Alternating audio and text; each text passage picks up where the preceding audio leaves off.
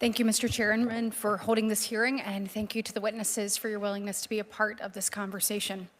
The cartels and transnational criminal organizations that bring fentanyl into America and engage in human trafficking, including that of children, must be stopped. The Department of Homeland Security, with its broad authorities and dedicated workforce, plays an important part in these efforts. In particular, Customs and Border Protection's Office of Field Operations and Immigration and Custom Enforcement's Homeland Security investigations. I would like to first address the issue of fentanyl. As well as every member of this subcommittee, we all know that the fentanyl is devastating our communities across this great nation. It is now the leading cause of death for Americans under the age of 45. More than 150 people die each day from an overdose related to fentanyl. At the current rate, more Americans will die in the next decade from fentanyl than combat deaths in all the wars since America's founding. Yet most of the fentanyl killing Americans is coming from abroad, starting as precursor chemicals in China before being turned into the deadly drug by the Mexican cartels and then obtained from internet sources, shipped via mail, or smuggled across the border into the United States. Today's witnesses are subject matter experts on the interdiction of drugs and combating criminal organizations.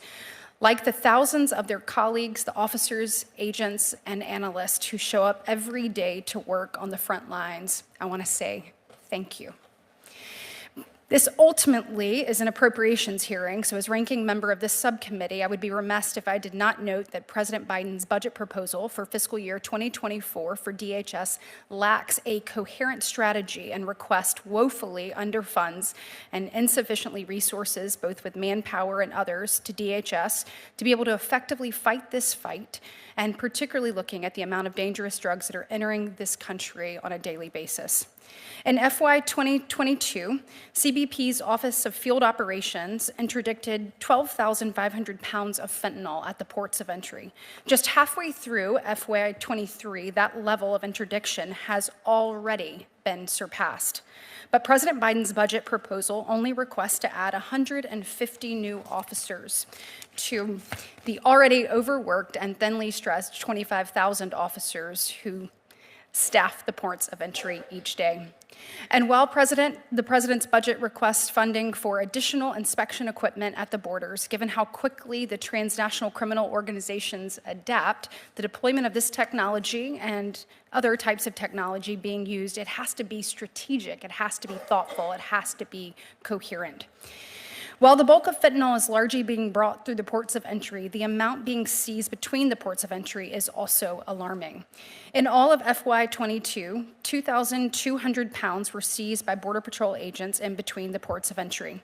That is enough to kill every single person in America. They have already seized 1,400 pounds through March of FY 23, including 264 pounds in January, 381 pounds in February, 531 pounds in March. This is 85% of the total amount seized in just the last 3 months.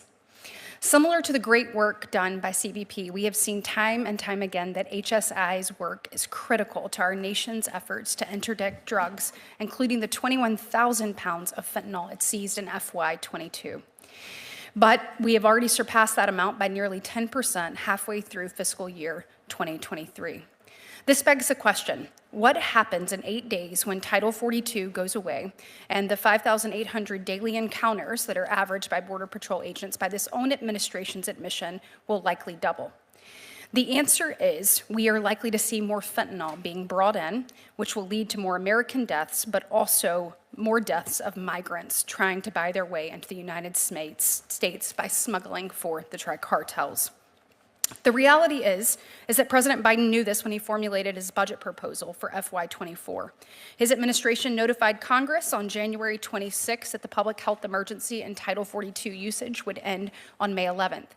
Yet on March 9th, the president released a budget request that proposed cutting the Department of Homeland Security's base budget by 1%. That budget proposal inadequately funds efforts to combat fentanyl, secure the border, and strongly enforce our nation's existing immigration laws.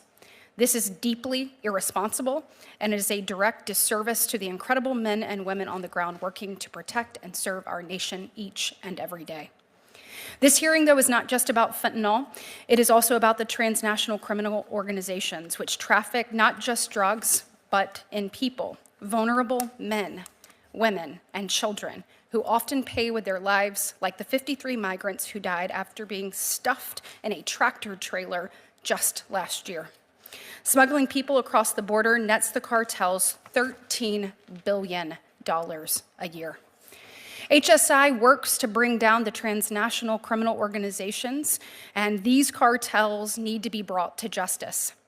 Yet FY24 President's budget for HSI calls for just 22 new positions, an increase of less than 0.5%, to combat human trafficking, child exploitation, counter fentanyl, and investigate cyber crimes. Similar to the worsening conditions we are likely to confront with fentanyl once Title 42 goes away, I am sure the cartels are already busy planning on how to take advantage of what is sure to be an even more chaotic situation and continuing to profit from human trafficking. The cartels are ruthless. They operate with near impunity in Mexico. They are well-financed, well-organized, and well-connected.